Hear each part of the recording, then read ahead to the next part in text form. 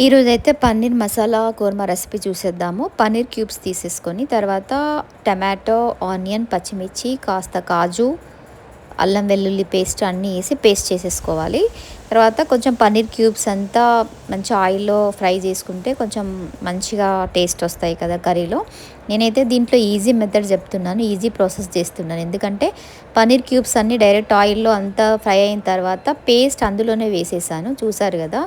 ఇంకా సపరేట్గా పేస్ట్ వేయించి ఇవన్నీ చేయకుండా డైరెక్ట్ అందులోనే వేసాను. ఆ గ్రేవీ పేస్ట్ అంతా కాజు, టమాటో అదంతా ఉంది కదా, ఆ పేస్ట్ వేసేసి నూనె తేలేంత వరకు ఫ్రై చేశాను. తర్వాత నేను ఇందులో అయితే టాటా వారి కస్తూరి మేతి ప్లస్ ఎండిహెచ్ షాహీ పన్నీర్ మసాలా వేసాను దీంట్లో.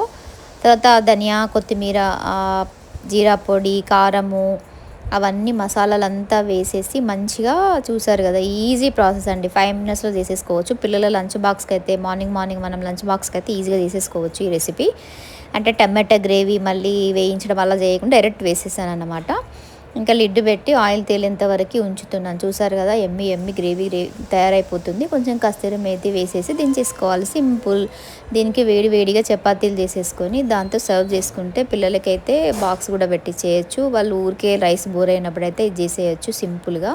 నేనైతే బట్టర్ అలాంటివి ఏం వాడలేదు, ఎందుకంటే నేను ఎక్కువ బట్టర్ యూజ్ చేయను, మంచిది కాదని ఆయిలే వాడాను. కాజు వేసాను కొన్ని, ఆనియన్ పేస్టు అదంతా, టమాటో, ఆనియన్, పచ్చిమిర్చి అది ప్యూరీ చేసుకున్నా కదా, అదే గ్రేవీ కింద వాడేసాను. చూసారు కదా, మంచిగా వేడివేడి చపాతి, వేడివేడి పన్నీర్ కర్రీ చేసేసాను ఈజీగా. పిల్లలకైతే మీరు 5 మినిట్స్లో చేసేయచ్చు. చూసారు కదా ఎంత టెంప్టింగ్గా వచ్చిందో.